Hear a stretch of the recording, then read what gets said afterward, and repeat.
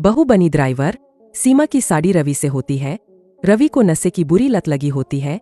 एक दिन, अरे माँ, मेरा एक साइड का शरीर काम नहीं कर रहा है। मैं आज खेतों में कैसे जाऊंगा? अरे बेटा, ऐसा ना बोल। तेरे पापा के जाने के बाद से तू ही घर चलाने का सहारा है। मैं डॉक्टर को बुला लाती हूँ। देखिए बहन जी, रोहन के शरीर के एक साइड में लकवा है। अब वो कभी ट्रैक्टर नहीं चला पाएगा। घर में मंहूसियत का माहौल हो जाता है। लीजिए माँ जी, रोटी खा लीजिए। अरे बेटा, मुझे तो भविष्य की चिंता हो रही है। मेरा एक ही बेटा है और वो भी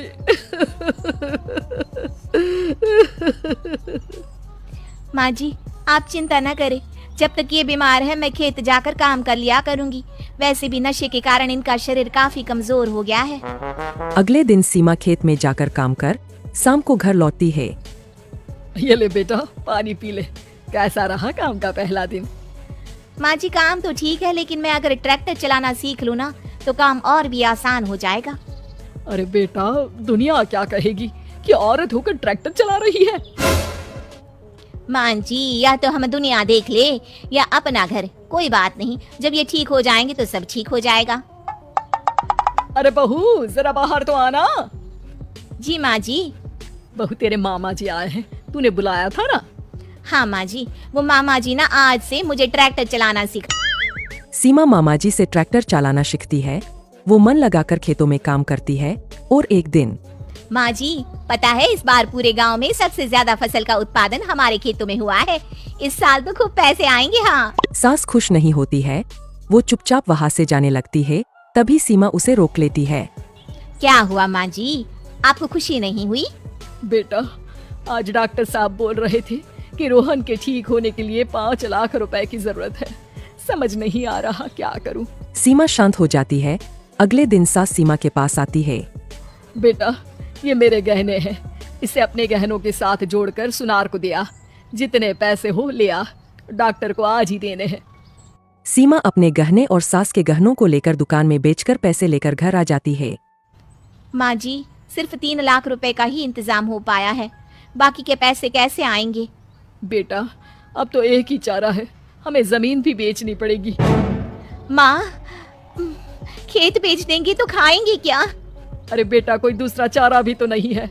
रोहन ठीक हो जाए तो वो मेहनत करके इससे भी बड़ी जमीन ले लेगा। सास बहू मिलकर खेत भी बेच देते हैं। अब पूरे पैसे लेकर सास डॉक्टर के पास जाती है। डॉक्टर साहब, ये लीजिए सारे पैसे। बस किसी तरह मेरे बेटे को ठीक कर दीजिए।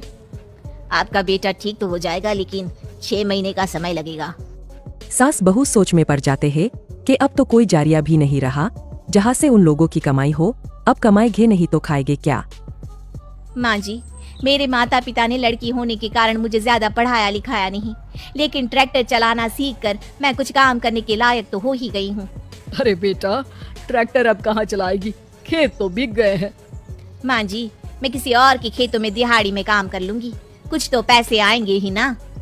कहकर सीमा काम करना स्टार्ट कर देती है। जैसे तैसे उन पैसों से गुजारा चल ही रहा था।